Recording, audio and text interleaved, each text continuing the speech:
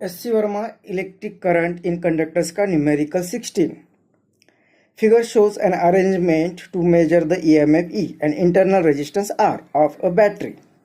The voltmeter has a very high resistance and ammeter has some resistance. The voltmeter reads 1.52 volt when the switch S is open. When the switch is closed, the voltmeter reading drops to 1.45 volt and the ammeter reads 1 ampere. Find the EMF and internal resistance of battery. तो इस 16 numerical में इस तरह की figure दी हुई है। ये cell होगा जिसका EMF E और इंटरनल रेजिस्टेंस R है और यहाँ पे वोल्टमीटर कनेक्ट किया हुआ है across this conductor, across this EMF। और ये जो वोल्टमीटर है उसका रेजिस्टेंस बहुत ही ज्यादा है, वेरी हाई, मतलब इन्फिनिटी। अब इसका रेजिस्टेंस बहुत हाई, इसका मतलब क्या कि यहाँ से जो करंट पास होगा यहाँ से करंट पास नहीं होगा, मतलब ये सर्किट कंप्लीट नहीं होगा, ये कहना है। दूसरा कि यहाँ पे ये जो दो कंडीशंस दी है कि यहाँ पे एक की जो होगी एक बार ओपन होगी तब की सिचुएशन दी है कि जब स्विच ओपन रहेगा तब वोल्टमीटर रीड्स 1.52 वोल्ट और जब इसे क्लोज करेंगे तब वोल्टमीटर रीड्स 1.45 वोल्ट और तब यहाँ पे जो एम्पियर रीड्स 1 एम्पियर, मतलब इसमें से करंट फ्लो हो रहा है। तो दो सिचुएशन दिए और हमें फाइंड करना है कि ईएमएफ कितना होगा और इंटरनल रेजिस्टेंस कितना होगा। तो यहाँ पे दो कंडीशन दिए। पहली कंडीशन है कि जो स्विच है वो ओपन होगा। अब स्विच जब ओपन है मतलब करंट इसमें से तो फ्लो नहीं होगा, तो करंट यहाँ पे, लेकिन यहाँ पे भी बहुत ज्यादा हाई रेजिस्टेंस है, इनफाइनाइट रेजिस्टेंस है, तो यहाँ से भी करंट फ्लो नहीं होगा। तो हमें सर्किट यहाँ से यहाँ तक ही लेना है और इसके अक्रॉस से वोल्टमीटर है। यहाँ पे इनफाइनाइट इसलिए नहीं कहा कि क्योंकि यहाँ से करंट इट रीड्स, मतलब यहाँ से कुछ ना कुछ करंट तो पास होता है। तो इसके ये वोल्टमीटर रीड्स इसके अक्रॉस का पोटेंशियल डिफरेंस। तो हम किरचॉफ्स लॉ यूज करते हैं तो हमें पता है कि E इज इक्वल टू आता है I और एक्सटर्नल रेजिस्टेंस प्लस हमें ये इक्वेशन पता है, या E is equal to IR मतलब V प्लस IR, ये इक्वेशन पता है।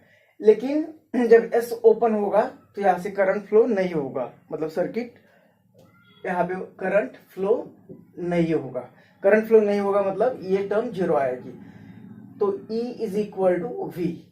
तो इस केस में जब करंट फ्लो नहीं होता है सर्किट में तब वोल्टमीटर जो रीड करता है that is the EMF of battery. उस केस में वोल्टमीटर का जो रीडिंग होगा वो बैटरी का EMF होगा। ये यहाँ पे कॉन्सेप्ट होगा, मतलब EMF कितना दिया हुआ है, वोल्टमीटर कितना रीडिंग कर रहा है 1.52, तो ये क्या होना चाहिए, ये इस बैटरी का EMF होगा।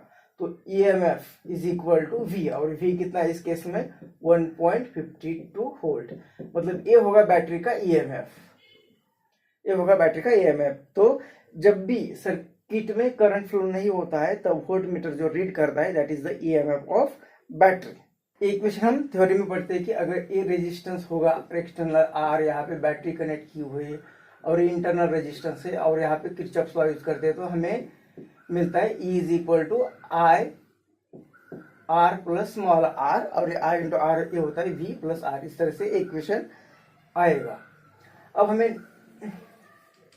अब नेक्स्ट पार्ट में हमें इंटरनल रेजिस्टेंस भी फाइंड करना है और दूसरी कंडीशन दी है कि when S is close, S जब क्लोज होगा मतलब ये सर्किट जब क्लोज होगा तो करंट इस डायरेक्शन में इस तरह से फ्लो होगा, मतलब ये सर्किट होगा। ये तो बहुत हाई रेजिस्टेंस है, इसमें तो करंट नहीं फ्लो होगा, तो ये होगा सर्किट। तो यहाँ पे अगर ये इक्वेशन लिखते E is equal to V plus IR, तो EMF हमें पता चला है कि 1.52 है, ये है 1.52 इज इक्वल टू V, तो V रीड्स 1.45, ये होगा 1.45 प्लस I, तो current read ampere reads 1 ampere current, तो I की वैल्यू होगी 1 और इंटू 1 इंटू R, तो ये यहाँ पे हो गए, तो R की वैल्यू आएगी 1.52 माइनस 1.45, मतलब R मिल रहा है यहाँ पे हमें